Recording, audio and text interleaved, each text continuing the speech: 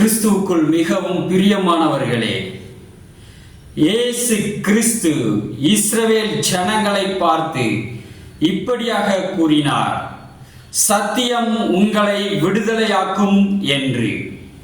ஆம், அதற்கு இஸ்ரவேல் ஜனங்கள் கூறிய பதில் என்ன? நாங்கள் ஒரு காலம் ஒருவருக்கும் அடிமைகளாகவில்லை என்று. உடனே இயேசு கிறிஸ்து என்ன கூறினார் தெரியுமா? பாவம் செய்கிற எவனும் பாவத்திற்கு அடிமையாயிருக்கிறான் என்று. ஆம் பிரியமானவர்களே, இன்றும் கூட இந்தியாவின் சுதந்திர தினத்தை இந்த தேசம் உற்சாகமாய் கொண்டாட ஆயத்தப்பட்டு கொண்டிருக்கிறது.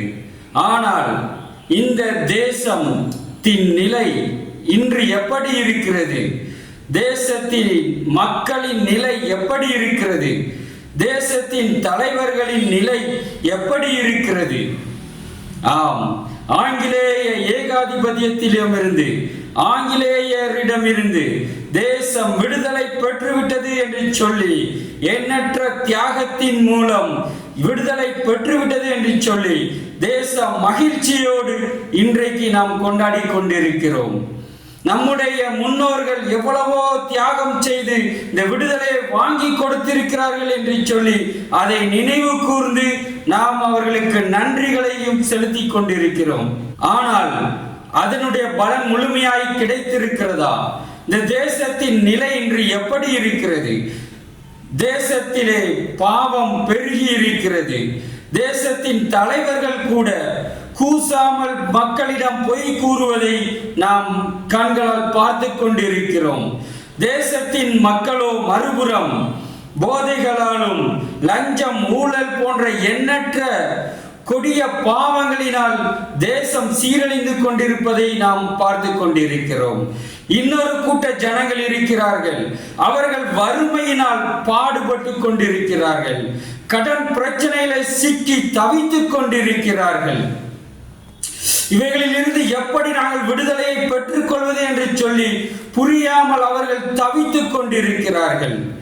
தேசத்தின் பாவத்தின் நிமித்தம் கடன் பிரச்சனைகள் தேசத்திற்கே அதிகமாக இருக்கிறது. ஆம், தேசம் இன்று சிக்கி தவிக்கின்ற ஒரு சூழ்நிலையில் தான் இருந்து கொண்டிருக்கிறது.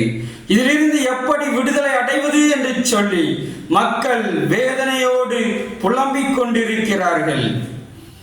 அதற்கு தான் இயேசு கிறிஸ்து சொன்னார், சத்தியம் உங்களை விடுதலையாக்கும் என்று.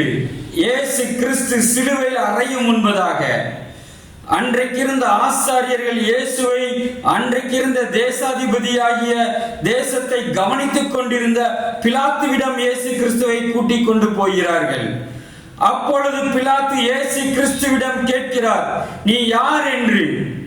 இயேசு கிறிஸ்து கூறினார், சத்தியத்தை குறித்து சாட்சி கொடுக்கவே நான் வந்தேன் என்று. அப்பொழுது பிலாத்து கேட்கிறார், சத்தியமாவது என்ன என்று. ஆம் பிரியமானவர்களே, இன்றும் கூட தேசத்தின் ஜனங்களும் தலைவர்களும் சத்தியமாவது என்ன என்று அறியாதபடியினால்தான் தேசம் பாவத்திற்குள்ளாய், வேதனைக்குள்ளாய் இன்றைக்கும் கடந்து கொண்டு போய்கொண்டிருக்கிறது. தேசத்தின் மக்கள் வேதனையில் புலம்பிக் கொண்டிருக்கிறார்கள்.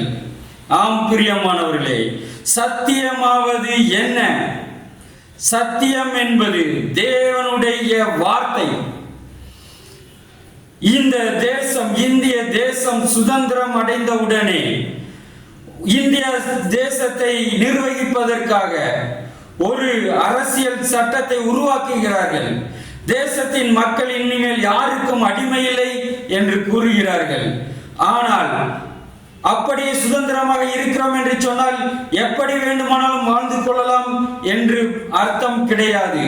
அவர்கள் நல்லபடியாக, தேசத்தின் மக்கள் சமாதானமாய், நல்லபடியாய், அனைவரும் ஒற்றுமையாய், ஒழுக்கத்தோடு வாழ வேண்டும் என்று சொன்னால் அவர்களை நிர்வகிப்பதற்கு அவர்களுக்கு ஒரு சட்டம் தேவைப்படுகிறது என்று சொல்லிதான் அம்பேத்கர் அவர்கள் தலைமையிலே சட்ட வல்லுநர்கள் இணைந்து பல்வேறு தேசத்தின் சட்டங்களை ஆராய்ந்து ஒரு அரசியல் சாசனத்தை உருவாக்குகிறார்கள். அதன்படிதான் இன்றைக்கு இந்த தேசம் நிர்வகிக்கப்படுகின்றது.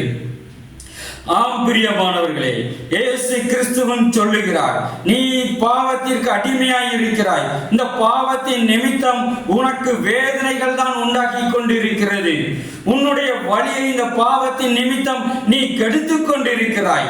முடிவிலே உன்னுடைய பாவத்திற்கு தக்க தண்டனை வரும் பொழுது நீ நரகத்திலே வேதனைப்பட போகிறாய் என்று இயேசு கிறிஸ்து கூறுகிறார். ஆகவேதான் சொல்லுகிறார், தமக்கு பிரியமாய் எப்படி வாழ்வது, தேவனுடைய நீதியின்படி எப்படி வாழ்வது என்று அவருடைய நீதியை எல்லாவற்றையும் ஒரு புத்தகமாக எழுதி இந்த வேத புத்தகத்தை நம்முடைய கரங்களிலே இன்று கொடுத்திருக்கிறார். அதுதான் தேவனுடைய வார்த்தை தான் நமக்கு சத்தியம். இந்த சத்தியத்தின்படி நாம் நடக்கும் பொழுது நாம் பாவத்தில் இருந்து, வேதனை உண்டாக்கும் வழியில் இருந்து, தீங்குகளில் இருந்து நம்மை விடுவித்து நம்மை காத்துக் கொள்ள முடியும். அதை தான் இயேசு கிறிஸ்து கூறினார், சத்தியம் உங்களை விடுதலையாக்கும் என்று. அந்த சத்தியத்தை குறித்து, அந்த தேவனுடைய வார்த்தையை குறித்து, தேவனுடைய நீதியை குறித்து, பாவத்துக்கு விரோதமான தேவனுடைய நியாய தீர்ப்பை குறித்து சாட்சி கொடுக்கவே நான் இந்த பூமிக்கு வந்தேன் என்று இயேசு கிறிஸ்து கூறினார் அன்று பிலாத்துவின் முன்பதாக. இன்றும் கூட பிரியமானவர்களே, இன்றும் கூட இந்த சத்தியத்தை நாம் அறிந்து கொள்ள வேண்டும். அன்று பிலாத்துக்கு அது தெரியவில்லை. பிலாத்து கேட்கிறான், சத்தியமாவது என்ன என்று. ஆம், இயேசு கிறிஸ்து சாட்சியாக அறிவித்த அந்த சத்தியம் என்பது நமது கைகளில் இருக்கிற தேவனுடைய வார்த்தை. இதிலே தேவனுடைய நீதி இருக்கிறது. இதன்படி நாம் வாழும் பொழுது நாம் பாவத்தில் இருந்தும் தீங்குகளில் இருந்தும் நாம் தப்பித்துக் கொள்ள முடியும் என்று இயேசு கிறிஸ்து கூறுகிறார். ஆம், ஆகவேதான் சொல்லுகிறார், விடுதலை என்பது, சுதந்திரம் என்பது உன் இஷ்டப்படி வாழ்வதற்கு அல்ல. நீ விடுதலையானாலும் தேவனுக்கு நீ அடிமையாக வேண்டிய ஒரு காரியம் ஒன்று இருக்கிறது. ஆம், நீ தேவனுக்கு அடிமையாக வேண்டும். எப்படி இந்திய மக்கள் இந்திய அரசியல் சாசனத்தின் சட்டத்திற்கு அடிமைகளாய் கீழ்ப்படிந்து வாழ வேண்டும் என்று கூறப்படுகிறதோ, அதே போல நீ பாவத்தில் இருந்தும் தீமையில் இருந்தும் தப்பிக்க வேண்டும் என்று சொன்னால் தேவனுடைய வார்த்தைக்கு, இந்த சத்தியத்திற்கு நீ அடிமையாக வேண்டும் என்று வேதம் கூறுகிறது. அதைத்தான் 1 பேதுரு 2ஆம் அதிகாரம் 16ஆம் வசனத்திலே நாம் பார்க்கிறோம். அது இப்படியாக கூறுகிறது, சுயாதீனம் உள்ளவர்களாய் இருந்தும் உங்கள் சுயாதீனத்தை துர்க்குணத்திற்கு மூடலாக கொண்டிராமல் தேவனுக்கு அடிமைகளாய் இருங்கள் என்று.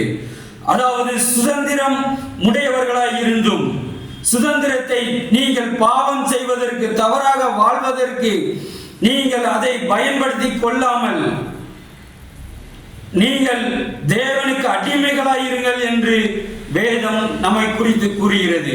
இப்படி தேவனுக்கு நாம் அடிமைகளாய் இருப்பதினால் நமக்கு என்ன பலன் உருவாகிறது, அதை குறித்து வேதம் ரோமர் 6ஆம் அதிகாரம் 22ஆம் வசனத்திலே இப்படியாக கூறுகிறது, இப்பொழுது நீங்கள் பாவத்தினின்று விடுதலையாக்கப்பட்டு தேவனுக்கு அடிமைகளானதினால் பரிசுத்தமாகுதல் உங்களுக்கு கிடைக்கும் பலன், முடிவோ நித்திய ஜீவன். ஆம் பிரியமானவர்களே, நாம் சுதந்திரம் அடைவது உண்மைதான்.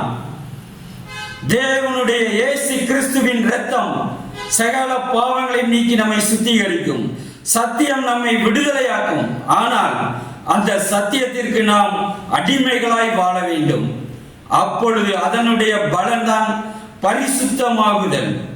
அதனுடைய முடிவு நித்திய ஜீவன். நித்திய ஜீவன் என்பது என்ன? எரிகிற நரக அக்கினியில் இருந்து நாம் தப்பிக்கப்பட்டு, நம்முடைய ஜீவன் காப்பாற்றப்பட்டு, பரலோகத்திலே தேவ சமூகத்திலே நாம் தினமும் மகிழ்ச்சியுள்ள ஒரு வாழ்க்கை, கலிதூர் கூறுதல் உள்ள ஒரு வாழ்க்கை, பரிசுத்தமுள்ள ஒரு வாழ்க்கை, நித்திய காலமாய் முடிவே இல்லாமல் நாம் மகிழ்ச்சியோடு வாழுகின்ற ஒரு வாழ்க்கை, தேவனோடு இணைந்த ஒரு வாழ்க்கை.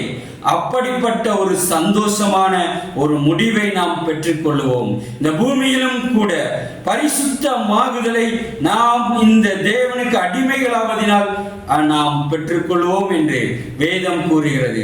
ஆம் பிரியமானவர்களே, சத்தியம் உங்களை விடுதலை ஆக்கும்.